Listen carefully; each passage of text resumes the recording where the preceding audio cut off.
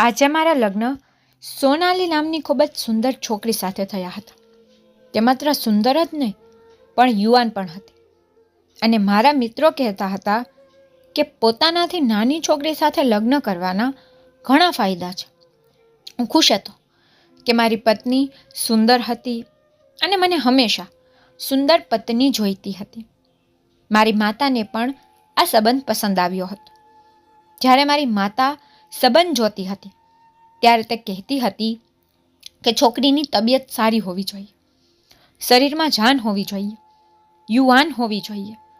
મને લાગ્યું કે કદાચ મારી માતાએ આ બધું એટલા માટે કહ્યું છે કારણ કે તે ઈચ્છે છે કે તે જલ્દીથી જલ્દી દાદી બને અને છોકરીની તબિયત સારી રહે તો જ તે બાળકને જન્મ આપી શકે. પણ મને ખબર ન હતી કે આ બધા પાછળ મારી માતાનો હેતુ શું છે. મને ત્યારે ખબર પડી. લગ્ન પછી કોણ જાણે કેટલા દિવસો વીતી ગયા અને મારી પત્ની મારા બદલે મારી માતાના રૂમમાં જવા લાગી અને હું બહાર બેઠો મોઢું જોતો રહી જતો. એટલું જ નહીં, તે આખી રાત ત્યાં વિતાવી અને જ્યારે તે સવારે બહાર નીકળતી ત્યારે તે કહેતી કે તેના પગમાં દુખાવો છે, ક્યારેક તે કહેતી કે તેની કમરમાં દુખાવો છે. અને મને આશ્ચર્ય થતું કારણ કે તે લંગડાતી ચાલતી હતી અને તે આખી રાત શું કરે છે. અને મારી માતાને એ વાતની પરવા ન હતી કે હું તેને બહાર મોકલી દઉં. તે મારી પત્ની છે અને તેને નોકરાણી બનાવી રાખી દીધી છે.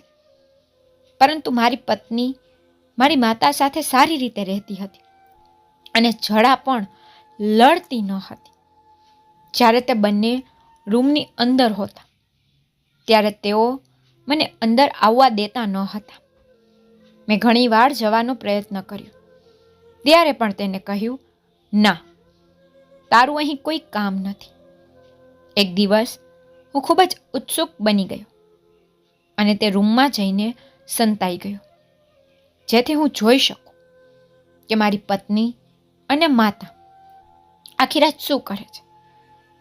પણ જે મેં જોયું ના તે વિચિત્ર હતું પણ સાથે શરમસાર પણ હતું કારણ કે તે બંને એકસાથે બેસી અને એકબીજાને, મારું કામ પણ સારું હતું અને મારા ઘરમાં બહુ લોકો ન હતા. પણ સમસ્યા એ હતી કે અમારું ઘર ખૂબ જૂનું હતું. લોકો કહેતા કે ઘર છોડી દો નહીંતર તે તમારા પર પડશે. વાસ્તવમાં એક ઘર ન હતું પણ એક નાનકડી હવેલી હતી અને મારી મા કહેતી હતી કે મારા લગ્ન આ ઘરમાં જ થયા છે અને હું અહીંથી બીજે ક્યાંય જવાની નથી. હું મારી માતાને એટલો પ્રેમ નહોતો કરતો કે હું તેની આજ્ઞા માનું, પણ મેં મારી માતાનું ઘણું નુકસાન કર્યું હતું. તેણે તેની ગામની જમીન અને તેનું આખું સોનું વેચીને મારા હાથમાં રકમ મૂકી હતી જેથી હું કારોબાર કરી શકું, જેથી અમે આખી જિંદગી સાથે બેસીને ખાઈ શકીએ. પણ મારો કારોબાર ચાલ્યો નહીં અને એટલું જ નહીં પણ કર્જદાર અમારી પાછળ પડી ગયા. હવે તે અમારી પાછળ હતા અને હું ખૂબ જ ચિંતિત હતો. પછી મેં વિચાર્યું કે લગ્ન કરીશ તો છોકરી દહેજમાં કંઈક લાવશે તેથી કર્જદારોના મોં બંધ થઈ જશે. પણ છોકરીએ પણ દહેજમાં વધારે પડતું કંઈ લાવ્યું ન હતું. તેના માતા પિતાએ જે પૈસા આપ્યા હતા તેનાથી મેં કર્જદારોના મોં બંધ કરી દીધા. હવે મારી મા મને રાત દિવસ માત્ર વાત તો જ ન સંભળાવતી પણ કહેતી હતી કે હું મારા જીવનમાં ક્યારેય તારા પર વિશ્વાસ નહીં કરું. અને હું કહેતો હતો કે તારી જિંદગી કેટલી રહી છે અને હવે તારી પાસે છે શું? તે કહેતી કે હવેલી મારી છે, હું તેને તારા નામે કરીને નહીં જાઉં. તો હું હસતો અને કહેતો કે તો કોના નામે કરી જઈશ? એક વખત એક અમેરિકન અહીં આવ્યો હતો અને કહ્યું કે અંદરથી તમારી હવેલી બતાવો, હું તમને થોડા પૈસા આપીશ. અને અમે તેને અમારું ઘર બતાવ્યું અને થોડા ડોલર પણ કમાવ્યા હતા. છોકરીનો પરિવાર પણ ગરીબ હતો. કોઈક રીતે તેને દહેજની વ્યવસ્થા કરી હતી. આથી તે બોલી શક્યા નહીં કે તમારું ઘર જૂનું છે. સોનાલી સારી છોકરી હતી. તે મારા જીવનમાં આવી અને અમારા લગ્નની રાત્રે અમે બંને ખૂબ જ થાકેલા હતા. તે મારી સાથે વાત કરતાં કરતાં સૂઈ ગઈ. મને થયું આખી જિંદગી બાકી છે સમય સાથે પસાર કરવા માટે. સવારે તે તેના પરિવાર પાસે ગઈ. જો તે અમારી વિધિ હતી. સાંજે તે પાછી આવી. મારી માતાએ મારી પત્નીને કહ્યું કે તે અમારા લગ્નના ફંક્શનમાં ખૂબ થાકી ગઈ છે, તેથી મારા પગમાં ખૂબ દુખાવો થાય છે. રાત્રે મારા રૂમમાં આવ અને મારા પગ દબાવ. સોનાલીને આમાં કોઈ વાંધો ન હતો. તેણે કહ્યું, હા મમ્મી, હું આવીશ. પણ મેં કહ્યું, આજની રાત અમારી રાત હતી, હવે તું ત્યાં જઈ રહી છે. ત્યારે તેણે કહ્યું કે તે પણ તમારી જ માં છે ને. જો હું તેની વાત નહીં માનું તો તેના હૃદયમાં મારા માટે ઝેર ઊભું થવા લાગશે. હું અડધી કલાકમાં આવી જઈશ. મેં કહ્યું, ઠીક છે, હું અડધી કલાક તારી દૂરી સહન કરીશ. અને મેં મનમાં વિચાર્યું કે સારી વાત છે.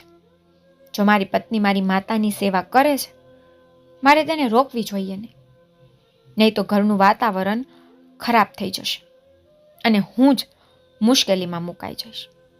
પણ એટલું જ નહીં, મારી પત્ની રૂમમાં ગઈ અને પાછી ન આવી. 2 થી 3 કલાક વીતી ગઈ હતી. હું મારી માતાના રૂમ તરફ ગયો. મેં જોયું કે અંદરથી કોઈ અવાજ નથી આવી રહ્યો. એવું લાગતું હતું કે બંને ઊંઘી ગયા છે. તેથી મેં તેમને જગાડવું જરૂરી ન માન્યું. એવું લાગતું હતું કે હું તેમને જગાડીશ તે વિચિત્ર લાગશે.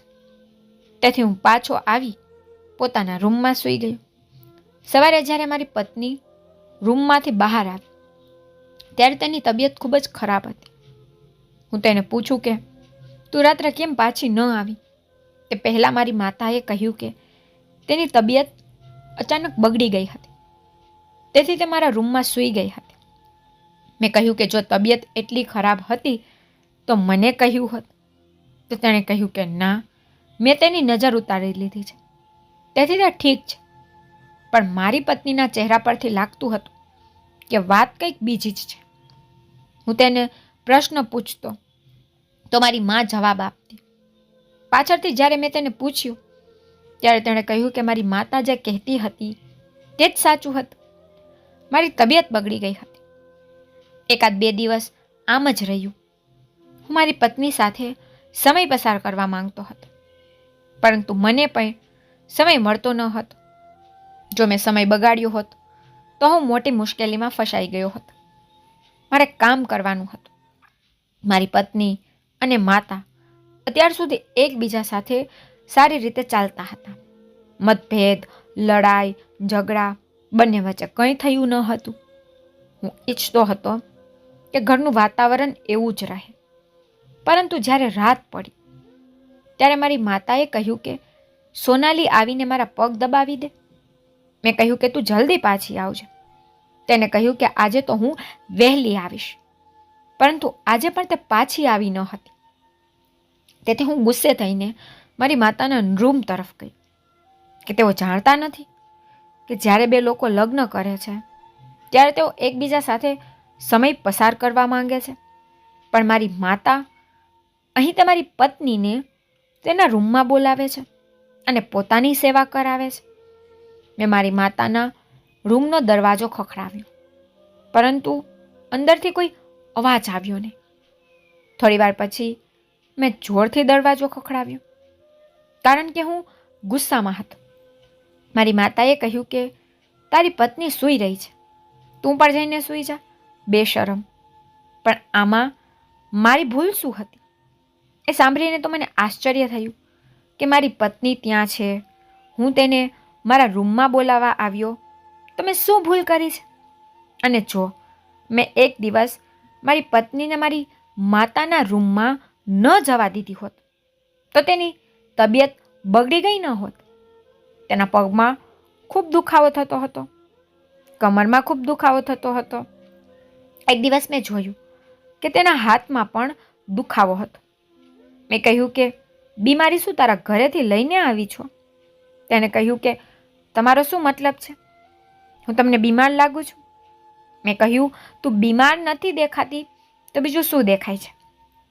જ્યારે પણ હું તારી સાથે પ્રેમ વિશે વાત કરવાનો પ્રયત્ન કરું છું ત્યારે કહે છે, તબિયત સારી નથી, મારી કમર દુખે છે, આખો દિવસ તું શું કરે છે? અહીં તો ઘરમાં કોઈ બાળકો નથી, વધુ લોકો નથી, અને તું કહે તો હું બહારથી જમવાનું લાવીશ, પણ મારી સાથે થોડી વખત તો રહે. હવે શું મારે મારી જ પત્ની સામે હાથ જોડવા પડશે? મારી પત્ની આનાથી ખૂબ જ પરેશાન હતી. હું તેની આંખોમાં વિચિત્ર ઉદાસી અને મુશ્કેલી જોઈ શકતો હતો. જ્યારે મેં પૂછ્યું કે મામલો શું છે, તેણે કંઈ કહ્યું નહીં. એક દિવસ મેં તેને કહ્યું કે માં તને બોલાવતી રહે, તું તેને કહી દે કે હું બીમાર છું. તો તે કહેવા લાગી, ના, હું એમ ન કહી શકું, નહીંતર તેમને ખરાબ લાગશે. મેં કહ્યું, હે ભગવાન, તું પહેલી વહુ છે જે સાસુ માટે ખૂબ ચિંતા કરે છે. નહીં તો લગ્નના પહેલા મહિનામાં છોકરીઓ પોતાનો અસલી રંગ બતાવવા લાગે છે. તું પણ ખરાબ વહુ બની છે. તો તેણે કહ્યું, ના, મારે આ ઘરમાં તમારી માતા સાથે રહેવું છે. તમે સવારે જાઓ છો અને રાત્રે આવો છો. મારે આખો દિવસ તેમની સાથે રહેવું પડે છે. જો હું તેમની સાથે સારી નહીં રહું તો તે મારા માટે મુશ્કેલ હશે. તેથી હું જે કરી રહ્યો છું તે મને કરવા દે. હું રાત્રે જાગીને મારી પત્નીની રાહ જોતો હતો. ત્યારે મને ક્યાંકથી પથ્થરો તૂટવાનો અવાજ સંભળાયો. એક દિવસ હું બહાર ગયો ત્યારે પાડોશીઓ ઘર બનાવી રહ્યા હતા. મેં કહ્યું કે મારા માટે આ જ બાકી છે કે હું રાત્રે પથ્થરો તૂટવાનો અવાજ સાંભળતો રહું અને મારી પત્નીનો રાહ જોતો રહું. હું દરરોજ આ અવાજ સાંભળતો હતો. હવે મેં વિચાર્યું કે હું તેમને કહીશ કે તમે લોકો રાત્રે કામ કેમ કરો છો. પણ વિચિત્ર લોકો હતા. આજકાલ મકાનો બનાવવાની એટલી ઉતાવળ હતી કે દિવસ તો ઠીક, રાત્રે પણ કામ કરવા માટે મજૂરો રાખવા પડતા હતા. મેં પણ વિચાર્યું હતું કે જો મારો કારોબાર સફળ થશે તો વહેલી છોડીને અહીં એક સરસ ઘર બનાવી લઈશ. હવે અમારી આખી શેરીમાં નવા મકાનો બની રહ્યા હતા.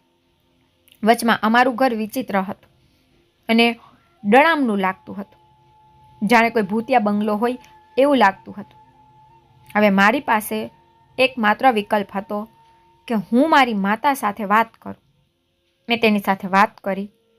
મેં કહ્યું, તું રાત્રે સોનાલીને તારા રૂમમાં કેમ બોલાવે છે?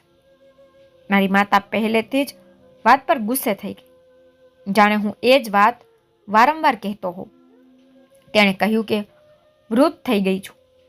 હવે મારી હિંમત જવાબ આપે છે. લોકોના ઘરે કામ કરીને મેં તને ઉછેર્યો, જમીન ખરીદી, ઘરેણાં પણ બનાવડાવ્યા અને તે બધું લૂંટાવી દીધું. હવે જો હું તારી પત્ની પાસે મારા પગ દબાવું છું તો તને આની સામે પણ વાંધો છે. પગ ખૂબ દુખે છે, હું સૂઈ શકતી નથી, અને જો તે પગ દબાવે છે તો હું સૂઈ જાઉં છું, પછી તે પણ ત્યાં જ સૂઈ જાય છે. તેથી તું જઈને તારી પત્ની સાથે વાત કર, મારો મગજ ખરાબ ન કર. હું લગ્ન કરીને ફસી ગયો હતો. મેં ભગવાન તરફ જોયું અને કહ્યું, કૃપા કરીને મને મદદ કરો. સાંજે મારી પત્નીને ચક્કર આવ્યા તો તે બેહોશ થઈ ગઈ. મારી માતાએ કહેવાનું શરૂ કર્યું કે લાગે છે કે કોઈ સારા સમાચાર છે. અને હું મારા મનમાં વિચારવા લાગ્યો કે શું ખુશ ખબર હવામાંથી આવશે? કોઈ સારા સમાચાર નથી. આમ જ તેની તબિયત બગડી હશે. હું મારી પત્નીને ડૉક્ટર પાસે લઈ જવા માંગતો હતો, પરંતુ મારી માતા કહેતી હતી કે તેને ડૉક્ટર પાસે લઈ જવાની કોઈ જરૂર નથી, તે હમણાં ઠીક થઈ જશે. તેણે મારી પત્નીના ચહેરા પર પાણી છાંટ્યું, પણ તે હોશમાં આવી રહી ન હતી. તેથી હું તેને ડૉક્ટર પાસે લઈ ગયો. આ વિસ્તારમાં એક મહિલા ડૉક્ટર રહેતી હતી. ત્યાં જતાં મારી પત્નીને ભાન આવી ગયું. ત્યારે મેં કહ્યું કે ચાલો ચેકઅપ કરાવી લઈએ. હવે અહીં સુધી આવ્યા તો ખબર પડી જાય કે શું છે. તેણે કહ્યું, ના, હું નહીં જાઉં. પણ ડૉક્ટરે તેને તપાસી અને જ્યારે તે બહાર આવી ત્યારે મારી સામે વિચિત્ર રીતે જોયું. તેઓએ કહ્યું કે આ દિવસોમાં પુરુષોનો કોઈ ઉકેલ નથી. મેં પૂછ્યું કે શું થયું? તો તેણે કહ્યું કે તમારે જાણવું જોઈએ કે શું થયું. અરે, તારો દેખાવ સારો છે, ભગવાને તને સારી પત્ની આપી, આનો અર્થ એ થયો કે તમે ગમે તે કરશો. મેં કહ્યું, અરે મેડમ, મેં શું કર્યું? તો ડૉક્ટરે કહ્યું કે આ તમારા બંને પતિ પત્ની વચ્ચેનો પરસ્પર મામલો છે. તમે લોકો જાણો છો કે તેણે શું કર્યું, પણ તે તેની પાસે એટલું ભારે કામ કરાવ્યું છે કે તેનું બીપી લો થઈ ગયું હતું. જે રીતે તે હોશમાં આવી રહી ન હતી, જો હજુ થોડા સમય આમ જ પસાર થયો હોત તો ઘણું મોડું થાત. તેથી તેને આરામ કરવા આપો. તે મોહલ્લાની મહિલા ડૉક્ટર હતી. તે વિસ્તારની મહિલાઓને સહન કરતી હતી. જે પ્રકારની તે વાત કરી રહી હતી, તે કઈ તરફ ઇશારો કરી રહી હતી, હું બધું સમજી રહ્યો હતો. તે કહેવા માંગતી હતી કે તમારે તમારી પત્ની સાથે વધુ સમય ન વિતાવવો જોઈએ. તેને થોડો આરામ કરવા દો. પણ કોણ તેને કહે કે અહીં વાત કેમ ચાલી રહી છે? પરંતુ મને વિચારીને આશ્ચર્ય થયું કે આવું જ છે તો પછી ડૉક્ટરે આ બધું કેમ કહ્યું કે મારી પત્નીને આરામની જરૂર છે અને તેની સાથે ખૂબ જ કંઈક થઈ રહ્યું છે. પણ મેં તો તેની સાથે કંઈ કર્યું ન હતું. જો મેં મારી પત્ની વિશે વિચાર્યું તો તે એક સારી છોકરી હતી, સુંદર હતી. તે મારી સાથે સરસ રીતે વાત કરતી. જ્યારે હું આવતો ત્યારે તે મને ખવડાવતી અને સાંજ સુધીમાં અમે એકબીજા માટે એકદમ પાગલ થઈ જતા. પણ રાત પડતાની સાથે જ મારી માતા તેને તેના રૂમમાં બોલાવી લેતી અને આ દિવસોમાં હું જોઈ શકતો હતો કે મારી પત્નીના ચહેરા પર એક વિચિત્ર ડર હતો. એક દિવસ તે મને કહેવા લાગી કે તમે મને કેટલો પ્રેમ કરો છો. મેં કહ્યું, તું એવું કેમ બોલે છે? તેને કહ્યું, તમે મને છોડીને જશો તો નહીં ને? પણ હું તેને કેમ છોડીશ? મેં કહ્યું, ના, હું તને ક્યારેય નહીં છોડું. પણ તે મારી માતાથી પણ ડરતી હતી. એક દિવસ તે ફોન પર કોઈની સાથે વાત કરી રહી હતી અને મને ખબર હતી કે તે તેની માતા સાથે વાત નથી કરી રહી. કદાચ તે તેના કોઈ મિત્ર સાથે વાત કરી રહી હતી. તે કહેતી હતી કે મારી સાસુ માએ મને ખૂબ પરેશાન કરી છે. હું ખૂબ જ પરેશાન છું અને મને આ સમજાતું નથી કે હું આ ઘરમાં મારો સમય કેવી રીતે પસાર કરીશ. આ તો મારા પતિ સારા છે, નહીતર અમારા સંબંધો અત્યાર સુધીમાં દાવ પર લાગી ગયા હોત. આ સાંભળીને હું ચોંકી ગયો કે અમારો સંબંધ કેવી રીતે દાવ પર લાગી શકે. તે આવી વાતો કેમ કરી રહી હતી? હું રૂમમાં ગયો તો તેણે તરત જ ફોન સ્વિચ ઓફ કરી દીધો. મેં કહ્યું, શું વાત છે? તું કોની સાથે વાત કરતી હતી? ફોન કેમ સ્વિચ ઓફ કર્યો? તે કહેતી હતી કે હું મારી મા સાથે વાત કરતી હતી. મારી પત્ની મારી સાથે કેમ ખોટું બોલી રહી હતી? તેને મારી સાથે ખોટું બોલવાની શું જરૂર હતી? આ દિવસોમાં મારી માતાની ક્રિયાઓ પણ વિચિત્ર હતી. તે ઘર વેચવાની વાત કરી રહી હતી. મેં તેને કોઈની સાથે વાત કરતા સાંભળી. તેણે કહ્યું કે થોડા દિવસોની વાત છે, 2 મહિના પછી તે ઘર વેચી દેશે. જ્યારે તે મને તો કહેતી હતી કે મારી અંતિમ યાત્રા આ ઘરમાંથી નીકળશે, તો હવે અચાનક ઘર વેચવાનો આ વિચાર તેને ક્યાંથી આવી ગયો? અને તેને મને કહેવું જરૂરી ન માન્યું? મેં મારી માતાને ઘણું નુકસાન પહોંચાડ્યું હતું. આ સાચું છે કે તે પછી તેને મારા પર વિશ્વાસ ન હતો, પણ તેણે મને કંઈ કહ્યું નહીં. જ્યારે પણ મારી પત્ની રાત્રે મારી માતાના રૂમમાં જતી ત્યારે તેની હાલત ખરાબ થઈ જતી. હવે તેને જોઈને હું આશ્ચર્યચકિત થઈ જતો, કારણ કે જ્યારે તે આવી ત્યારે તે કેટલી સુંદર હતી, પરંતુ હવે તેના ગાલ નિસ્તેજ થઈ ગયા હતા. તેનું વજન ઘટી ગયું હતું. તે ખૂબ જ બીમાર હતી. તેની ઘણા દવાઓ લીધી હતી, પણ તેની તબિયતમાં સુધારો થતો ન હતો. મારી મા તેના રૂમમાં મને આવવા દેતી ન હતી. એક દિવસ એવું બન્યું કે મારી પત્ની તેના રૂમમાં હતી, પરંતુ કદાચ તે અંદરથી દરવાજો બંધ કરવાનું ભૂલી ગઈ હતી.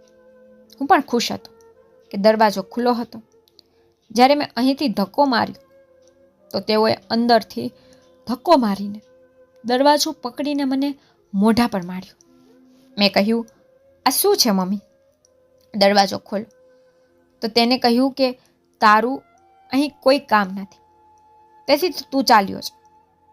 મેં કહ્યું કે મારી પત્ની અંદર છે, તમે તેને બહાર મોકલો તો હું જઈશ, નહીં તો મને કોઈ શોખ નથી. ખૂબ ગુસ્સે થઈ ગયો હતો, પણ મારી માતાએ કહ્યું કે તારી પત્ની બહાર નહીં આવે, તું જા અને હવે સૂઈ જા. મેં મારી પત્નીને વારંવાર પૂછ્યું, બોલો શું વાત છે? પણ તે મને કંઈ કહેતી ન હતી. હવે મારી પાસે બીજો કોઈ વિકલ્પ ન હતો. એક તરફ મારી પત્ની મારી સાથે ખોટું બોલી રહી હતી, બીજી બાજુ જ્યારે મારી માતાને મેં પૂછ્યું કે શું તમારે આ હવેલી વેચવી છે, તો તેને કહ્યું, ના, તને કોણે કહ્યું કે હું આ હવેલી વહેંચવા માંગતી નથી? આ બંને મહિલાઓએ મળીને મને પાગલ કરી દીધો હતો.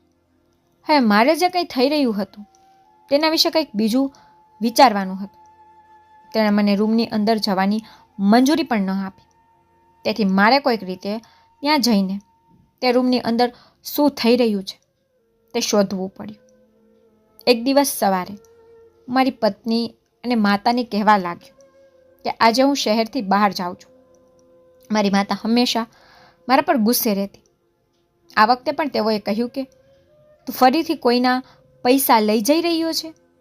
મેં કહ્યું કે હું કામ પર જાઉં છું, આ ખૂબ જ મહત્વપૂર્ણ કાર્ય છે. તેણે કહ્યું, હા જાઉં. મેં કહ્યું, આજે મારી પત્નીને તમારા રૂમમાં બોલાવશો ને? તે થાકી ગઈ છે, તેને આરામ કરવા દો. તેણીએ કહ્યું કે હા ઠીક છે, હું તારી વાલી પત્નીને નહીં બોલાવું, તે જ તેને બગાડી છે. પણ જૂઠું બોલવું એ મારા પ્લાનમાં ન હતું કે હું બીજા શહેરમાં જઈ રહ્યો છું અને ત્યાં રાત વિતાવીશ અને રૂમમાં છુપાઈશ. પણ મેં મારી માસીને ફોન કર્યો અને કહ્યું કે આજે અમારા ઘરે તમારે દાવત પર આવવાનું છે, પણ મારી માતાને ના કહેવું કે મેં તમને બોલાવ્યા હતા. તો તેણે કહ્યું કે આ રીતે તારી માં મારા ગળે પડી જશે. પણ મેં કહ્યું, માસી, મારે એક મોટું કામ છે, જો તમે મને મદદ કરશો તો હું પણ તમને કંઈક આપીશ. મારી માસી ખૂબ જ લોભી સ્ત્રી હતી. તેણે કહ્યું ઠીક છે, અને તે ઘરે આવી. જેવી તે ઘરની અંદર આવી, હું તો છુપાઈ ગયો હતો. મારી પત્ની અને માતા તેમની સેવા કરવા લાગ્યા અને હું ગયો અને મારી માતાના રૂમમાં સંતાઈ ગયો. હું પહેલાં મારી માતાના રૂમમાં આવ્યો હતો, પણ છેલ્લી વખત હું ક્યારે આવ્યો હતો તે મને યાદ ન હતું. આ દિવાલો સૌથી વધુ ખરાબ થઈ ગઈ હતી. એકવાર અમે તેને રિપેર કરાવ્યું, પછી તે ફરી ખરાબ થઈ ગઈ. તેથી દિવાલો પર મોટા પડદા મૂકવામાં આવ્યા હતા. મને ખબર ન હતી કે મારી માતા જલ્દી રૂમમાં આવશે, પરંતુ કદાચ તે રૂમમાંથી કંઈક લેવા આવી હતી. હું પડદા પાછળ સંતાઈ ગયો. હું જાણતો હતો કે છુપાવવા માટે આ સારી જગ્યા નથી. કદાચ મારે આના કરતાં વધુ સારી જગ્યાએ છુપાવવું પડશે, પણ હું બીજું શું કરું? મારી પાસે કોઈ વિકલ્પ ન હતો. મારી માતાએ તેમનું આખું જીવન આ રૂમમાં વિતાવ્યું હતું. તેને મૂર્ખ બનાવવું એટલું સરળ ન હતું. હું ભગવાનને પ્રાર્થના કરવા લાગ્યો કે મારી માતાને મારા પર પહેલેથી જ વિશ્વાસ નથી અને હવે તે મને ઘરની બહાર પણ કાઢી શકે છે. મારી માતા રૂમમાં આવી અને ફોન પર કોઈની સાથે વાત કરવા લાગી. તેણે કહ્યું કે તેને નોલખો હાર જોઈએ છે. મારી વહુ માટે આ હાર જોઈએ છે. તેની પાછળ શગુનના સિક્કા પણ હોવા જોઈએ. મને આશ્ચર્ય થયું કે મારી માતા મારી પત્ની માટે નોલખો હાર બનાવે છે. હારનું નામ નોલખા રાખવામાં આવ્યું હતું, પરંતુ તે 9 લાખનો ન હતો, આના કરતાં પણ વધુ મોંઘો હતો. માં મારી પત્નીને સારી ન માનતી, તો પછી તે શા માટે તેના માટે આટલો મોંઘો સોનાનો હાર ઓર્ડર કરી રહી હતી? થોડા સમય પછી તેને ફોન પર કોઈ બીજા સાથે વાત કરવાનું શરૂ કર્યું. કહેવા લાગી, એક મોટું ફ્રીજ જોઈએ છે, જેમાં 2 દરવાજા એટલે કે ડબલ ડોર રેફ્રિજરેટરની વાત કરી રહી હતી, જે ઘણું મોંઘું હતું. થોડી વાર પછી મારી પત્ની પણ રૂમમાં આવી. મારી માં કહેવા લાગી, આમ તો આ કામ અમે રાતે કરીએ છીએ. આજે તારો પતિ ઘરે નથી, તેથી ચાલ અત્યારે જ શરૂ કર. કોઈ પણ રીતે આજે છેલ્લો દિવસ છે. તે ખૂબ મહેનત કરી છે, એટલા માટે હું તને મોટું ઇનામ આપીશ. આ શું વાત થઈ રહી હતી? મારી પત્નીએ એવું શું કામ કર્યું કે માં તેને ઇનામ આપી રહી હતી? મારી પત્ની કહેવા લાગી, માજી તમને ખબર છે કે મારી હાલત શું છે. મેં તમને પહેલેથી જ કહ્યું હતું કે આ કામ બહુ અઘરું છે, હું તેને કરી શકીશ નહીં. મારી માતાએ કહ્યું કે હા, તે મુશ્કેલ છે, પરંતુ ફળ પણ ખૂબ મોટું મળી રહ્યું છે, અને આ પછી આપણા જીવનમાં કોઈ મુશ્કેલી નહીં આવે. આપણે મોટા બંગલામાં રહીશું, નોકર ચાકર હશે, તારી પાસે સોનાના દાગીના હશે. તું જે કહીશ તે હું લાવીશ. તું જાણે છે કે હું એક વૃદ્ધ સ્ત્રી છું, મારાથી આટલી મહેનત થતી નથી. મારી પત્નીએ કહ્યું કે તમે તમારા દીકરા પાસેથી પણ આ કામ કરાવી શકો છો. મારી માતા કહેવા લાગી, ના, મને તેના પર બિલકુલ વિશ્વાસ નથી. તેની જીભ ખૂબ જ ઢીલી છે. તે આ વાતને પચાવી શક્યો ન હોત અને બધું બરબાદ થઈ ગયું હોત. પણ આજે આપણી મહેનતનો છેલ્લો દિવસ છે. ખબર નથી કે આ બધી વસ્તુઓ શું બની રહી હતી. પછી મારી પત્નીએ હાથમાં એક પાવડો ઉપાડ્યો. હું વિચારવા લાગ્યો કે આ પાવડાનું અહીં શું કામ છે, પણ એ જોઈ મારી આંખો હેરાનગીથી જોતી રહી. મારી માતાએ એક દિવાલ પરથી પડદો હટાવ્યો તો તેની પાછળ સુરંગ હતી, અને એવું લાગતું હતું કે કોઈએ પોતાના હાથે તે બનાવી છે. એટલું જ નહીં, ત્યાં બીજું પણ કંઈક હતું. આ દિવાલની નીચેથી એક સુરંગ જતી હતી, અને તેની અંદર એક ખૂબ મોટી સુરંગ હતી, જેની અંદર એક સંદૂક હતું. તે પથ્થરોનું બનેલું હતું, અને તેને બહાર કાઢવું એ ખૂબ જ મુશ્કેલ કામ હતું. મારા લગ્નને 3 મહિના થઈ ગયા હતા, અને છેલ્લા 3 મહિનાથી મારી પત્ની એ જ મહેનત કરી રહી હતી, અને મારી માતા તેની પાસે જ તમામ કામ કરાવતી હતી.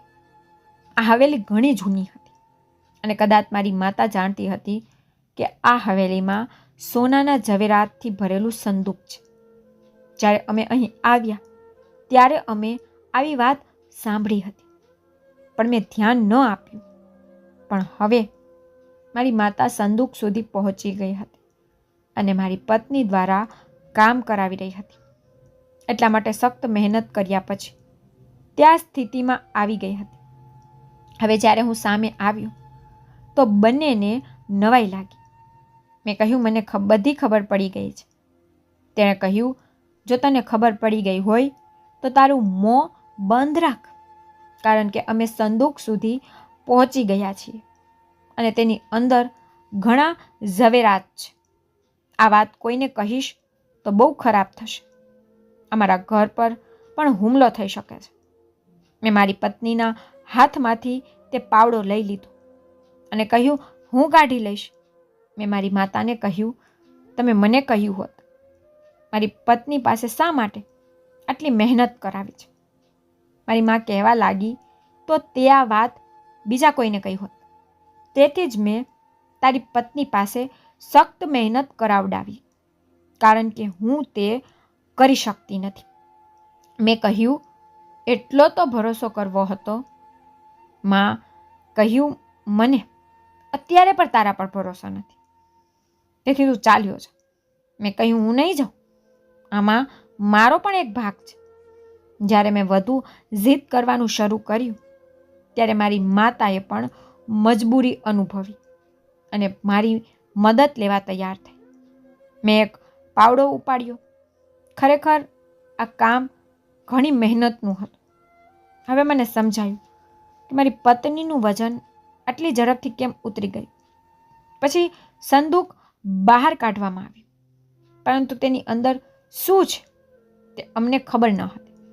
પરંતુ સંદૂક ઘણું ભારે હતું.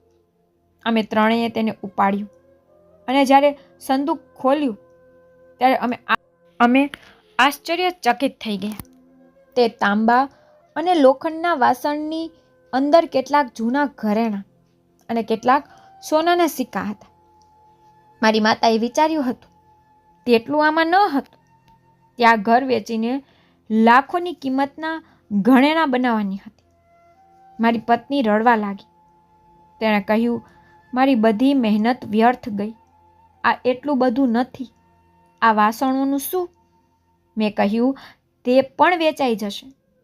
મેં મારી પત્નીને આશ્વાસન આપવાનું શરૂ કર્યું અને મારી માતાએ માથું નમાવ્યું, કારણ કે તેને વિચાર્યું કે તે સોનાથી ભરેલું હશે અને અમે આખી જિંદગી પૈસા કમાવાના નથી.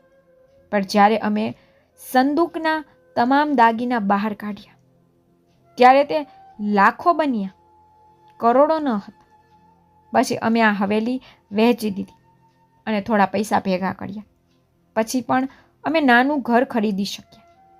મારી પત્ની સાથે ખરેખર ઘણું ખરાબ થયું. તેણે કહ્યું કે હું પણ લોભી હતી, તેથી મને લોભની સજા મળી છે. તો મિત્રો, હવે વધુ સજા કોને મળી અને કોની સાથે વધુ ખરાબ થયું? કમેન્ટમાં મને જરૂરથી કહેજો અને મારી ચેનલને લાઇક, શેર, સબસ્ક્રાઈબ કરવાનું ભૂલતા નહીં. Thank you.